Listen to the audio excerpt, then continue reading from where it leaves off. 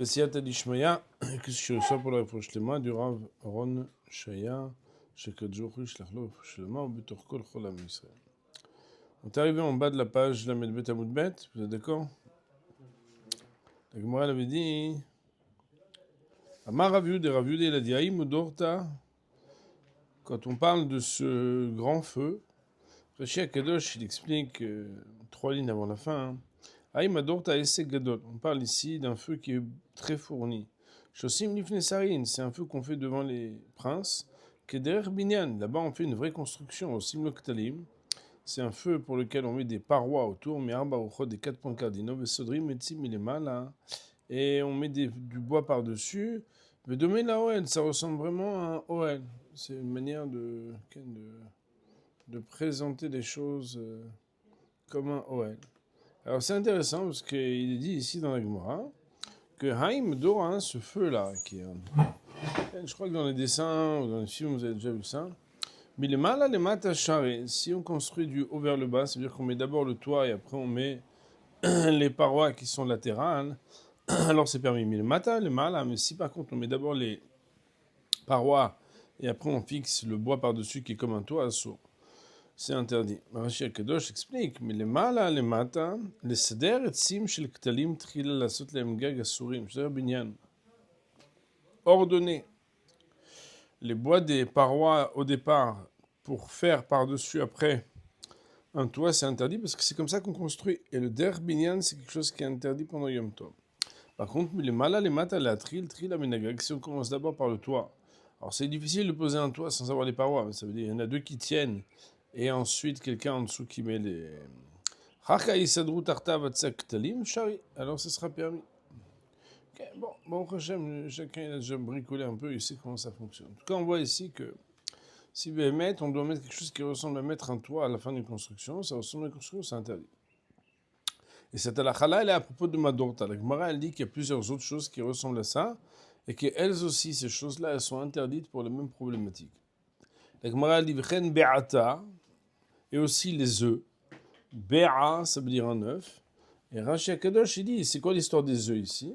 Ben, il faut savoir que nous, les œufs, on en fait des omelettes.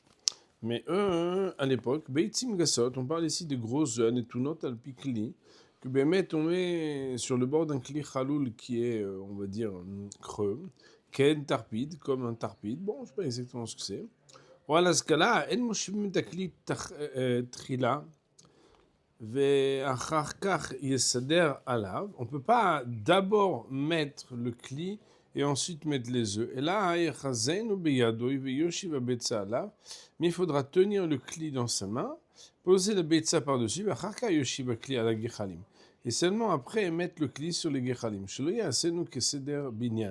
afin de ne pas l'organiser comme s'il était en train de faire une construction. Moi, ici, je n'ai pas vraiment compris ce que c'est le cas du Beata. Bon, il faudrait voir peut-être dans vos livres, là, traduit et commenté. Mais l'idée, en tout cas, elle est que si on met le kli, mais qu'après, par-dessus, on met la beitza, alors ça ressemble à un binyan. Je ne sais pas ce que c'est. Ren Bekdera est aussi une marmite. Donc, on a dit Madora, après on a dit Beata, aussi la Kdera, Shemoshim, la Shtechaviot, c'est quoi? C'est quand une marmite, on la met sur 2 fûts. L'oya qui fait natrila, il ne faudra pas d'abord mettre les parois, et mettre ensuite la marmite par-dessus, entre les 2 fûts ou sur les 2 fûts, parce que ça va faire comme s'il mettait un toit. Et là, à Lyona, il te les bave. Seulement, il va devoir suspendre en l'air la partie supérieure, en la tenant par sa main, et ils vont ordonner les marmites en dessous. Ça veut dire, en fait, d'abord tu mets le toit, après tu mets les parois. Bon, c'est le même principe. C'est pour ça que dans Beata aussi, j'ai pas trop creusé, parce qu'historiquement, je cherchais à quoi ça correspond, aucun intérêt, puisque l'important, c'est de comprendre le principe. Quand tu comprends les principes, tu comprends plus les détails. Ren Pouria. Et ainsi aussi Pouria. Pouria, normalement, ça veut dire le lit. Rashi dit Mitot Asarim, chez Porkinotam, c'est des lits de princes que l'on démontait, au Mahazirin, et que ensuite on remettait. Autrement dit, on démonte et on remonte. On ne pouvait pas d'abord dresser debout les parties latérales préalablement pour ensuite placer les les tiges, enfin voilà, les haroukot, c'est les planches, bekraim, pour joindre les deux extrêmes, enfin pour joindre les deux parois. La haka ifrosaor, après quoi on met le or, vous savez, c'est comme par exemple quand il y a des lits à baldaquin ou un truc comme ça. En fait, c'est-à-dire, t'as les espèces de. T'as les makélim, là, t'as les pics. Et après, t'as le pic au-dessus. Le pic au-dessus, on le mettait. Après, on mettait comme ça une paroi ou quelque chose pour couvrir. Alors, il dit, on mettra pas d'abord les pics latéraux pour ensuite mettre le pic entre latéraux, donc comme un gag. Euh, et alors, il explique juste comment ça se passait. Arca, il faut savoir les médecins. Parce qu'en réalité, après qu'on faisait ça, on mettait la peau, et c'est dessus qu'on dormait chez Shurvi Malav, et la peau reste à or. Seulement d'abord, il faudra mettre le or, trila. Adam, et des gars, ils viennent, disent, vous tenez des quatre côtés, s'il vous plaît, les gars. C'est bon, bidem. Haka, ya vu ou quoi, c'est seulement après qu'on mettra les parois latérales, chez la Bahem, et qu'on va attacher, donc on va utiliser des lanières de cuir. Haka, est-ce qu'il faut craindre, vite, c'est seulement après qu'on va dresser. Autrement dit, si tu mets d'abord le toit et après les parois, c'est pas comme si tu mets d'abord les parois, après tu mets le toit. Parce que le derrière de Binyan, c'est toujours d'abord de mettre les parois, après de mettre le toit, c'est quelque chose qui est interdit. Autre cas de figure, Chavita, aussi Chavita. Chavita, c'est pas une omelette, puisque c'est avec un aleph et c'est en araméen. Chavita, c'est du mot chavit, qui veut dire une cruche. Chaviot, tu mets sadrim boïtza. Les chaviot, les cruches qu'on organisait, on ordonnait dans le Hoïtsar, c'est-à-dire dans l'endroit où on pourrait appeler ça une cave, quoi. Moshivim achat al-gabe shtaim, on mettait une au-dessus de deux. Si on met une au-dessus de deux, ça ressemble à mettre un binyan. Donc on doit tenir celle qui est par-dessus et on rajoute les deux. Point. Donc on relit sujet cette partie-là. La Gemara elle a dit Amar Abudaïm adorta milemala lemata sharim milemata lemala aso. V'chen be'ata, v'chen kedera, v'chen puria, v'chen chavita. Point. Alors la Gemara, elle s'occupe de la partie de la Mishnah qui avait dit V'en somchim et kedera, babekat, v'chen badelet. Et on n'a pas le droit de tenir la porte, de bloquer la porte. On n'a pas le droit de te bloquer une marmite avec un morceau de bois et aussi, alors pour l'instant on pourrait dire, et aussi avec une porte. La Gemara dit, j'ai pas compris. Babekat, ça veut dire à l'aide d'un morceau de bois. V'chen badelet, et aussi à l'aide d'une porte. Badelet salkadaïdach. Est-ce que tu crois vraiment que c'est à l'aide d'une porte qu'on va bloquer une marmite? C'est impossible. Et là, Ema v'chen hadelet. Seulement, dis différemment les mots de la Mishnah. Autrement dit, corrige les mots de la Mishnah en disant que c'est pas marqué badelet, v'chen hadelet. Autrement dit, v'chen hadelet, de la même manière que la marmite, on peut pas la bloquer avec un morceau de bois. De la même manière, une porte, on n'a pas le droit de la bloquer avec un morceau de bois. Mais c'est en aucune manière qu'on ne peut pas dire qu'une marmite, on va la bloquer avec un morceau de bois. Avec une porte, pardon.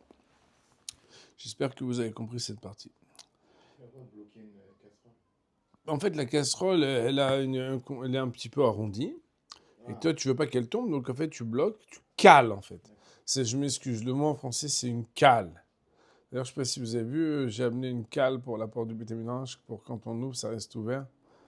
Pour le cours, la mardi ou quoi, que ça puisse rester ouvert. Les gens. Une cale. Est-ce que BMT peut utiliser un morceau de bois pour caler la casserole de la même manière pour caler... Alors bon, vous vous rappelez que la raison pour laquelle c'est interdit, c'est... Alors on va voir, c'est la suite. La Gemara dit Tanou Rabon, notre ami enseigné, un soukhrit akdira bebkat, v'chen adelet. Ramis enseigné, la raison pour laquelle on n'a pas le droit de caler une marmite avec un morceau de bois et aussi une porte avec un morceau de bois. Pourquoi les pichelo nitnu etsim et la saka? Du fait que les morceaux de bois ne sont donnés, sous-entendu, à utiliser que pour fournir un feu. Et sous-entendu, puisque c'est uniquement pour fournir un feu, ça veut dire qu'en fait, ils sont mouktsés pour les autres utilisations. Enfin, Rabbi Shimon m'attire. Rabbi Shimon, quant à lui, il permet. Il faut rappeler que Rabbi Shimon, c'est lui qui lit les mouktsés. Donc lui, il n'a pas ces problématiques-là. Et la Gemara reprend à présent une autre partie de la Mishnah. Vous vous rappelez de ça? On n'a pas le droit de conduire un animal à l'aide d'un bâton pendant Yom Tov. Rabbi Lazar, Rabbi Shimon, Rabbi Lazar, fils de Rabbi Shimon, permet. La Gemara dit Lemar Belazar Rabbi Shimon Kavua Svirale Dalit le Moukhtse. Dirions-nous que Rabbi Elazar, fils de Rabbi Shimon, soutient la même opinion que son père, qui tient qu'il n'y a pas Moukhtse et c'est pour ça que ce serait permis? La Gemara dit Lo. Beha, fils de Rabbi Shimon Moïde.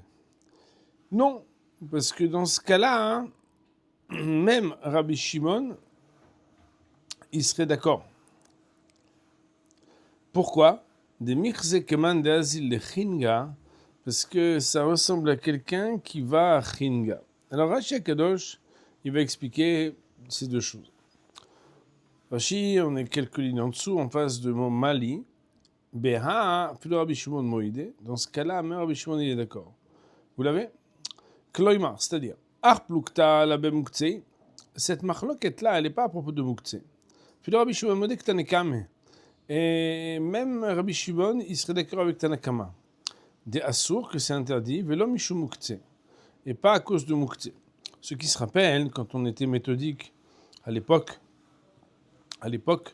on avait été très pointilleux de dire dans Rashi, la Medbet Amoudbet sur la Mishnah, hein, je ne sais pas si vous vous rappelez, je l'ai dit au moins 2 ou 3 fois, il y avait marqué dans Rashi, Ashta kasalka daitach, mishum den mishtamshim beitzi ben asukli me'erev yont, velo yitnu le'asaka. Rashi, juste le dernier Rashi de la Mishnah, d'Aflamed Betamoudbet, je ne sais pas si vous vous rappelez, j'avais dit, il te serait venu à l'esprit de manière erronée, sous-entendu pour l'instant, que la raison de la Mishnah, elle est Moukhtse. Mais en réalité, la Gemara, maintenant, elle est en train d'expliquer, je jongle d'un Rashi à l'autre pour revenir pour dire, hein, que Rashi dit qu'en réalité, ce n'est pas une machloket bémet sur Moukhtse, mais la machloket, elle est sur un autre sujet. Okay.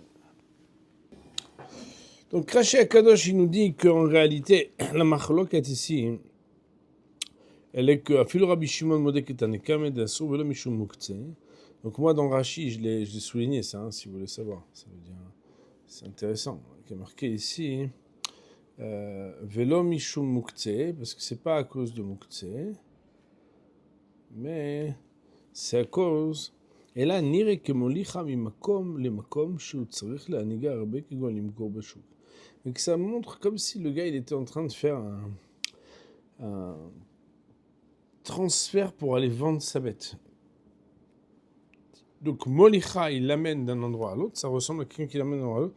Shu Tzarich la Aniga Arbe, parce que le bonhomme il a un bâton, on dit ah lui il va très loin, ça paraît comme ça. Kegon Limkor Bashuk.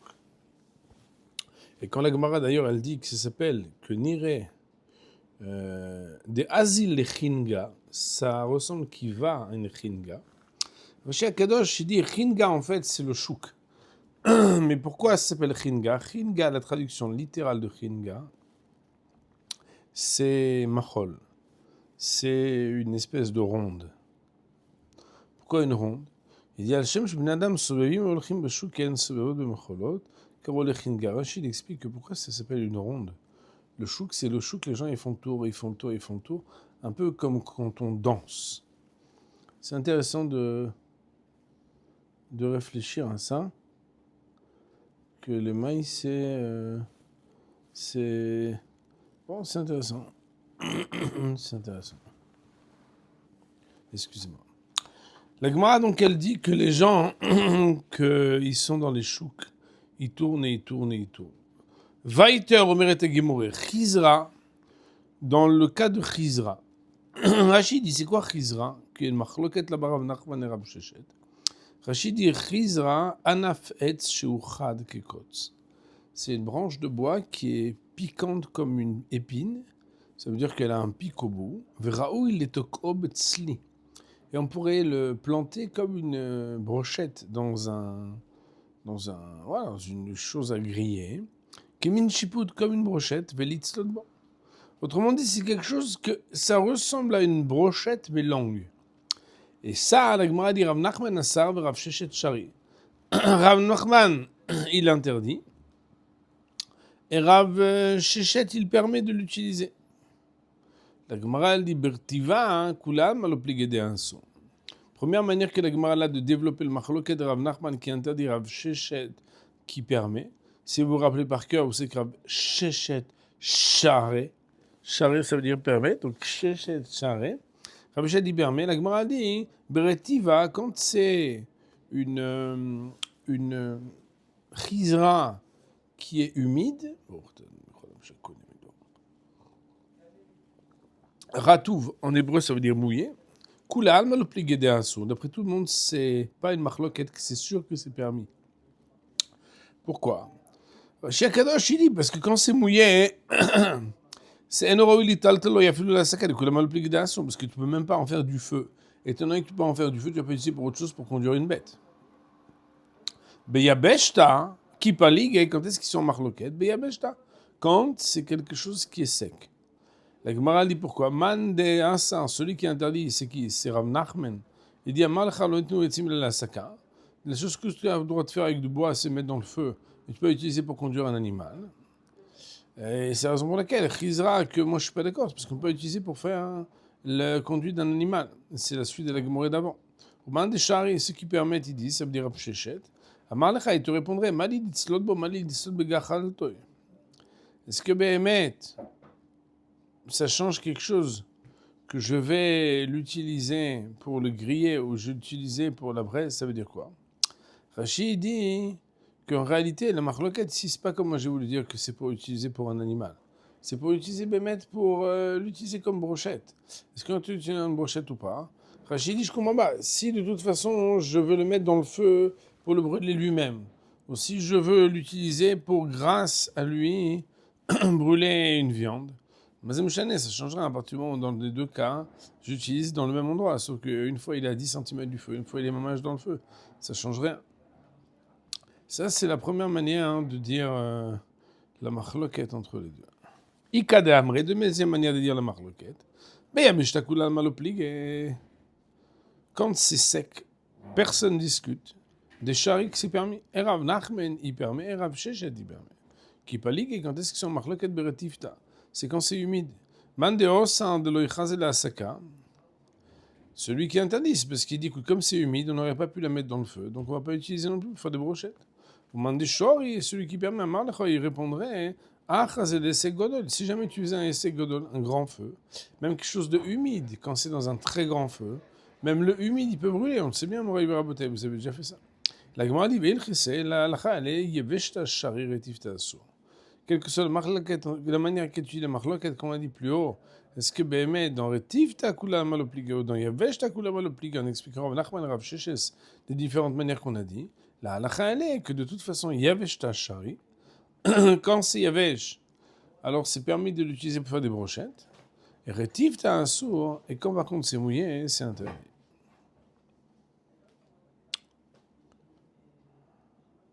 Rashi dit,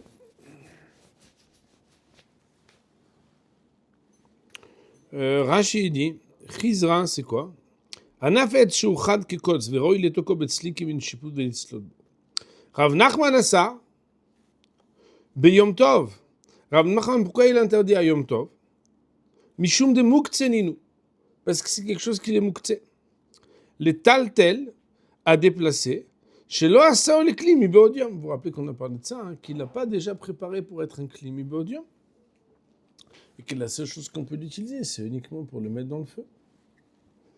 Beretiva, quand c'est mouillé, chez nous, Raoul est talté la filula, sac de koudman au plié d'un saut.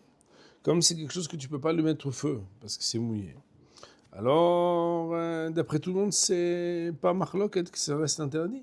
Vous voyez, Rachi, hein? Mali litzlotbo, mais qu'est-ce que c'est la différence si tu vas griller lui-même ou si tu vas griller avec lui? Les torvol et torvol, si tu veux enfourcher grâce à cette brochette la viande ou les choses que tu veux mettre sur le feu. Malisu bigachato, qu'est-ce que ça change si tu veux griller on va dire le charbon du bois? Voilà qu'il n'y a pas de différence à partir du moment où tu peux prendre et tu peux en faire quelque chose pour brûler. Alors le maïs, c'est celui qui permet. Il te dit, tu brûles lui, tu brûles la viande que tu attrapes avec lui. Il cheta, Rachid dit, il cheta aliba demande it le muktse ekba. Cette halakha, elle a été fixée selon ceux qui pensent qu'il y a muktse. Aval, mais, écoutez bien les mots, anan ki Rabbi Shimon sviralan. Nous tenons comme Rabbi Shimon. Ben be muktse bedvar sheno mitkaven, ou ki Rabbi Yuda, be marchire ochel nefesh, ve kul u share.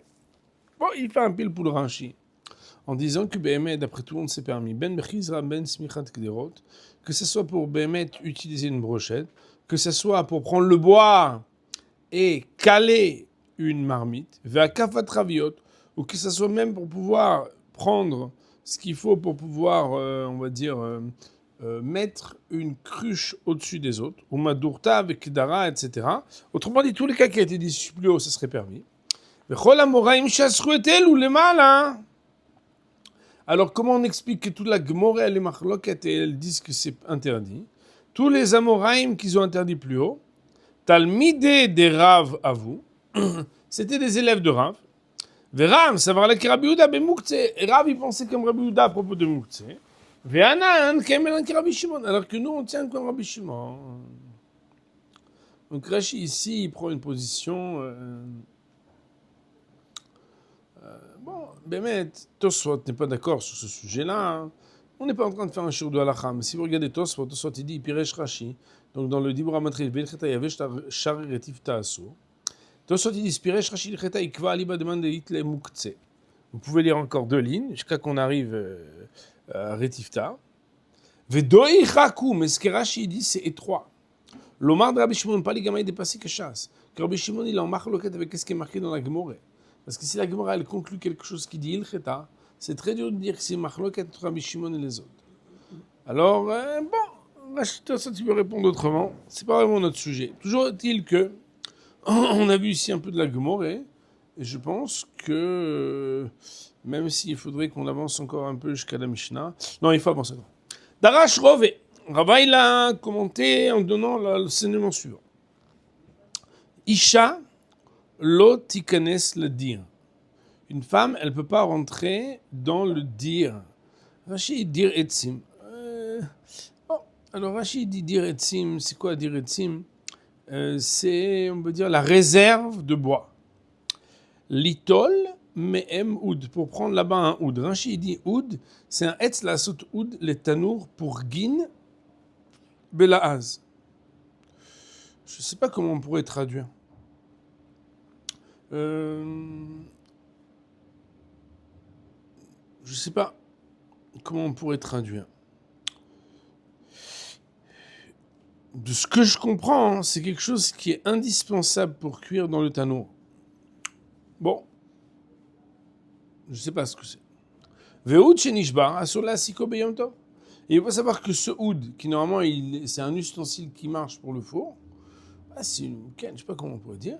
S'il a été cassé, asola siko beyom tov, tu ne peux pas l'utiliser pour fournir le feu avec pendant yom tov. Pourquoi?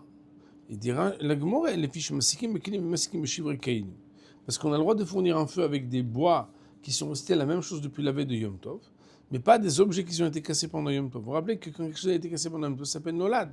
Et Nolad, c'est quelque chose qu'on n'aurait pas pu prévoir. Le maïs, c'est des problèmes. La Gemara dit, mais attends, je ne comprends pas, les mêmes races viendraient supposer des Rovek Rabbi Yehuda Sfirale. Que Ravin, qui a dit ça, il tiendrait comme Rabbi Yehuda qui dit qu'il y a Mdeit, les Moukse, qui dit qu'il y a Moukse. Vea Amar les Rov et les Shameh. Et voilà pourtant que Rava, lui, il semblerait qu'il n'a pas moukté. Pourquoi? Parce qu'il a dit à son shamash, Tvili barabza, vishadimi'in shunra.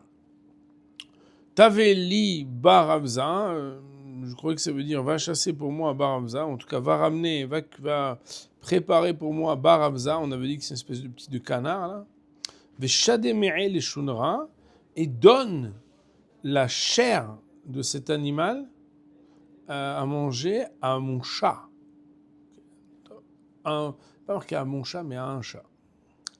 Alors, tu vois bien que là-bas, hein, si le maïs dit qu'on a le droit de faire ça, alors tu vois bien qu'il ne pense pas que c'est Moukhtse. Rashi dit, regardez les mots de Rashi, très intéressant, pour expliquer la question de la Gemara. Rashi dit,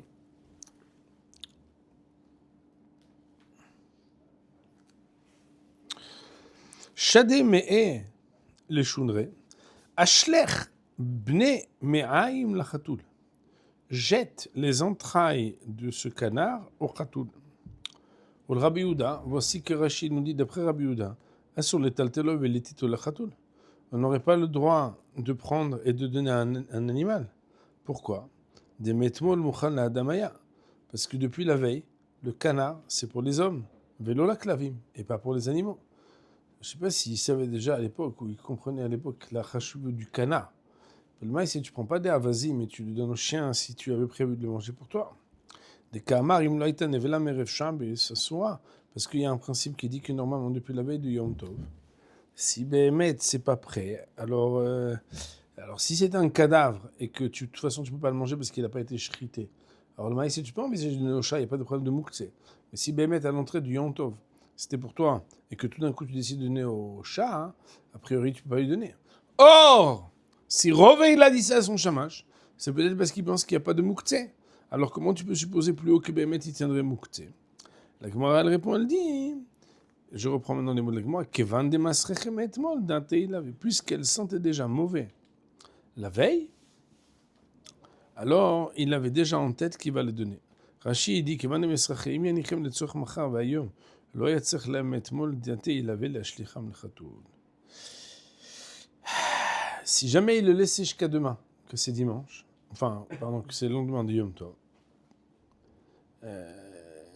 et que Béhémet, il n'avait pas trouvé un besoin pour aujourd'hui, alors il se serait, depuis la veille, imaginé qu'il pourrait le donner au Khatoul. Autrement dit, Raboté, c'est comme ça. C'est comme si on dit, voilà, les maïs, je vais les manger pour moi. Mais dans la tête d'un homme, il se dit, et si jamais demain, ça pourrissait, depuis déjà maintenant, je me sens capable de le donner au Khatoul. Et étant donné qu'il avait déjà à l'esprit ça avant, alors c'est pas des problèmes. Bon, on va essayer de faire déjà un chazara là-dessus. On va dire pour aujourd'hui, Amen.